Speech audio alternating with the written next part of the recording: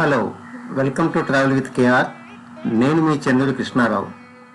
ఈరోజు మనం కర్ణాటకలోని బాదామి పట్టణంలో ఉన్న ఐహోల్ ఒక చారిత్రాత్మక ప్రదేశాన్ని, అంటే వరల్డ్ హెరిటేజ్ సైట్ కూడా ఇది. అక్కడ ఉన్న అద్భుతమైన శిల్ప సంపదను చూసొద్దాం రండి.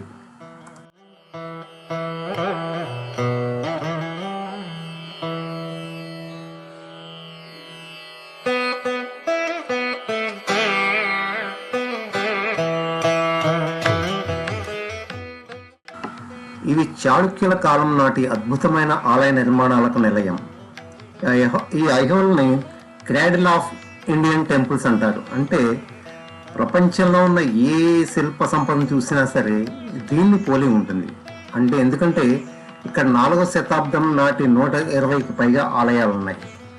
అంటే మిగతా ఆలయాలని కూడా ఈ 4వ శతాబ్దం తర్వాత కట్టినవే కాబట్టి దీన్ని మనకి ఈ సురక్షిత ప్రదేశాన్ని మిగతా ఆలయాలకి ఒక గ్రంథంగా కూడా చెప్తూ ఉంటారు. చాలా ఆర్కిటెక్చర్ స్టూడెంట్స్ కూడా ఇక్కడికి వచ్చి శిల్పాల మీద పరిశోధన చేస్తూ ఉంటారు. అంతటి అద్భుతమైన శిల్పం. ఈ ప్రదేశాన్ని ఒకప్పుడు ఆర్యపుర అని కూడా పిలిచేవారు. క్రీస్తు శకం 6వ శతాబ్దం నుండి 12వ శతాబ్దం వరకు ప్రాచీన మరియు మధ్యయుగ బౌద్ధ, హిందూ మరియు జైన స్మారక కట్టడాలు ఇక్కడ ఉన్నాయి. ఈ ప్రదేశంలో మిగిలిన చాలా కట్టడాలు మిగిలిపోయిన రూయిన్స్ ఉంటారు. వీటిని 7 మరియు 10వ శతాబ్దం నాటికి చెందినవే. ఇది హెరిటేజ్ స్థలం అనుకుంటా, హెరిటేజ్ గ్రామం, హెరిటేజ్ ఊరు అంటే బాగుంటుంది. అడుగడుగునా మీకు చిన్న చిన్న దేవాలయాలు, చిన్న చిన్న మండపాలు, చిన్న చిన్న రాతి కట్టడాలు, దారి పొడుగున బాదామి నుంచి ఐహోల్ పట్టడాకాళ్ళు వెళ్ళే దారిలో మీకు రోడ్డుకి ఇరువైపులా కనబడుతూనే ఉంటాయి. మీకు తెలుసు, హంపి ఒక heritage village, not heritage site, heritage village. ఆ విలేజ్ మొత్తం అక్కడే ఉంటుంది, ఒక రాయి కదపడానికి ఉండదు. ఈ ప్రదేశం కూడా అలాగే ఉంటుంది. 30 కిలోమీటర్ల మేర మీరు ఆటోలో కానీ క్యాబ్లో కానీ పెడితే ఇరుపక్కల మీకు అద్భుతమైన చిన్న చిన్న కట్టడాలు ఆ కాలం నాటివి మనల్ని పలకరిస్తూ ఉంటాయి. ఎంతో అద్భుతంగా ఉంటుంది. ఎన్నో రాతి గుహాలయాలు ఉన్న ఒక ప్రధాన పురావస్తు ప్రదేశం అని దీన్ని మనం చెప్పవచ్చు.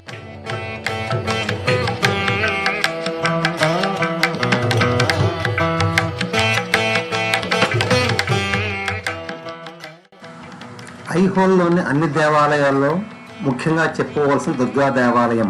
ఇది చాలా ప్రసిద్ధి చెందింది మరియు చాలా తెలుసుకోవాల్సింది. ఇక్కడ ఒక సిద్ధాంతం ప్రకారం, ఒక థియరీ ప్రకారం ఈ ప్రాంతంలో మధ్యయుగపు చివరి కాలంలో హిందూ ముస్లిం సంఘర్షణ జరిగిన సమయంలో ఇది ఒక కోట లాంటి ప్రకారం లేదా దుర్గం అని ఉండేది. మరొక స్థానిక లోకల్ థియరీ ప్రకారం ఇది ఒక శిథిలాలతో కప్పబడిన ఒక దుర్గం అని ఉండేది. కానీ స్థానికులు దీన్ని దుర్గా దేవాలయం అని పిలవడం ప్రారంభించారు. ఈ దేవాలయం వాస్తవానికి హిందూ దేవతలైన సూర్యుడు మరియు విష్ణువులకు అంకితం చేయబడింది. తొలి కాలంలో 5వ శతాబ్దంలో పండితులు ఈ దేవాలయం, అలాగే దేవాలయం లోపల నార్త్ ఇండియన్ స్టైల్లో జాలీ కిటికీల నుంచి ఒక హోల్స్ ఉన్నట్టుగా జాలీ అంటాం దీన్ని మనం. సహజ సూర్యకాంతి లోపలికి వస్తూ ఉంటుంది. ఆలయ పైకప్పు రాళ్లలో, అలాగే దుంగలు అంటాం కదా, పెద్ద దూలాలు ఆకారంలో రాతి పట్టీలు ఉన్నాయి. ఇది పురాతన కలప ఆలయ నిర్మాణాన్ని అనుసరించే ప్రయత్నాన్ని మనకి స్పష్టంగా తెలుస్తూ ఉంటుంది. కొన్ని నాతులు మనం పూర్తిగా చెక్కతో నిర్మించినవి చూస్తూ ఉంటాం.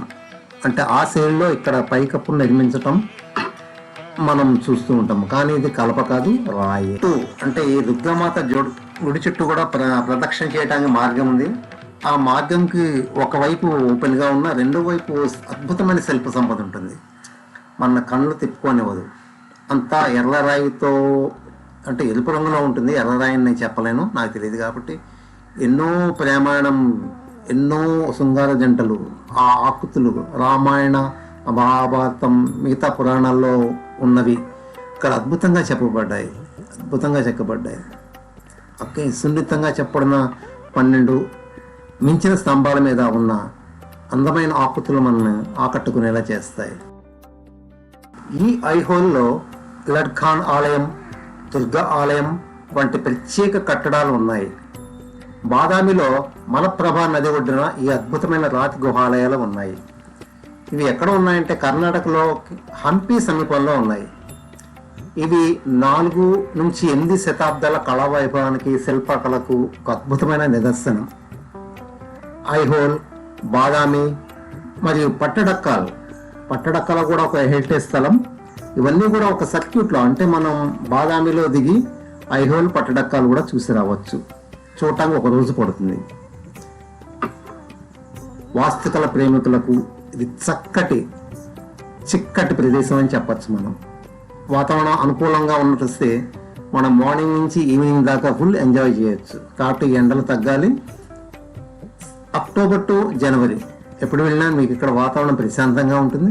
నవంబర్ నుంచి అయితే ఇంకా ప్రశాంతంగా ఉంటుంది. కాబట్టి మీరు ఇక్కడ వెళ్ళటానికి సరైన సమయాన్ని ఎంచుకొని ఈ శిల్పకళకు, అంటే ఎవరైతే మనసులు పెట్టి చూస్తారో వాళ్ళతో పెడితే మీకు ఇంకా చాలా బాగుంటుంది. లేదా solo travel is the best travel, my suggestion.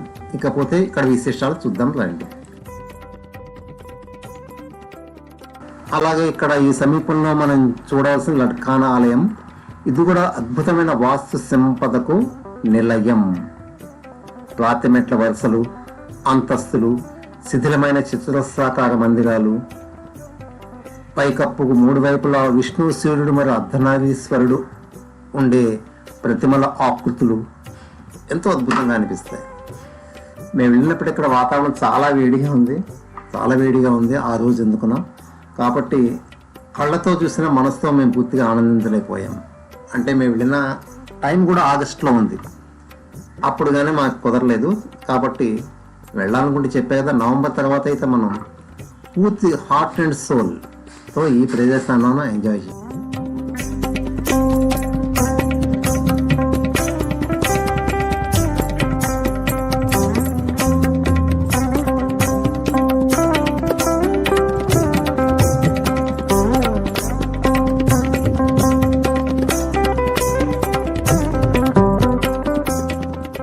అంటే ఐహోల్లో సుమారు 100కు పైగా దేవాలయాలు, అంటే హిందూ దేవాలయాలు, కొన్ని జైన దేవాలయాలు మరియు కొన్ని బౌద్ధ దేవాలయాలు కూడా ఉన్నాయి.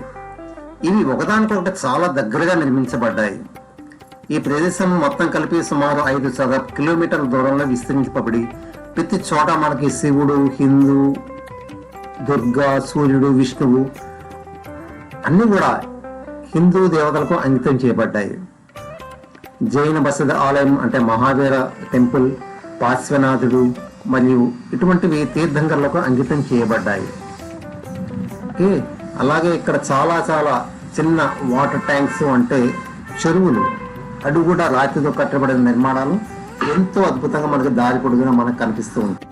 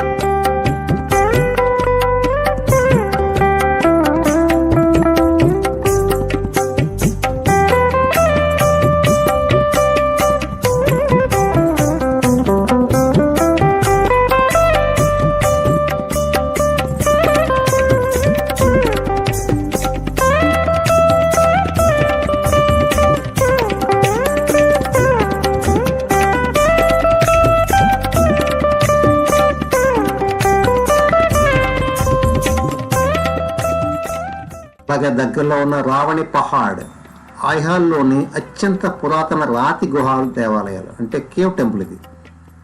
ఇది దుర్గాదేవి ఆలయానికి ఈశాన్యంగా కొండపై 1 కిలోమీటర్ కంటే తక్కువ దూరంలో ఉంటుంది. అఫ్కోర్స్ మేము ఇక్కడికి వెళ్ళలేదు. ఇది కూడా 6వ శతాబ్దానికి. ఇది ఒకటే కాదు, ఈ ఐహోల్లో ఉన్న కూడా 4 లేదా 7 శతాబ్దాల మధ్య నిర్మింపబడినవే. ఆ తర్వాత గుళ్ళన్నీ కూడా 11 నుంచి వింటుంటాం మన ఇండియాలో ఎక్కడ చూస్తున్నాం. అందుకే అంటాం ఈ శిల్ప సంపదనే క్రాడిల్ ఆఫ్ ఆర్కిటెక్చర్ అంటూ ఉంటారు. ఏదైనా కొత్తది నిర్మించాలంటే నమూనాగా ఇక్కడ శిల్పాలను గమనిస్తూ, అంటే పరిశోధించి కొత్త నిర్మాణాలు చేస్తూ ఉండేవారు కాంబినేషన్స్లో. కాబట్టి విద్యార్థులు కూడా శిల్పకళలో ఏమైనా నేర్చుకోవాలంటే ఇక్కడికి వచ్చి బేసిక్ నేర్చుకుంటే వాళ్ళు. ఈ శిల్పాకృతులు మనకి చాలా చోట తమిళనాడులో గోడల మీద అక్కడ కూడా ఈ శైలి మనకు కనపడుతూ ఉంటుంది.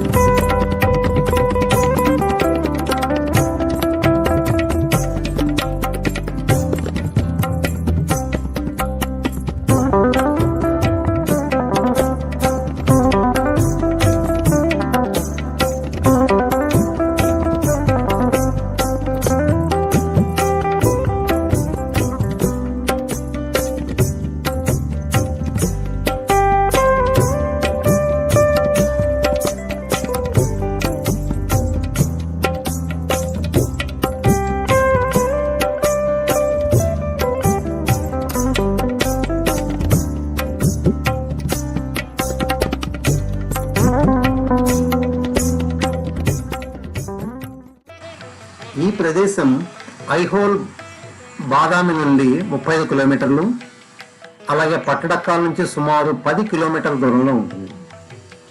ఈ రెండు చారిత్రాత్మకంగా ముఖ్యమైన చాళుక్య స్మారక కట్టడాలకు ప్రధాన కేంద్రాలు. ఈ రెండు అంటే ఏమిటంటే ఐహోల్, పట్టడక్కాలు.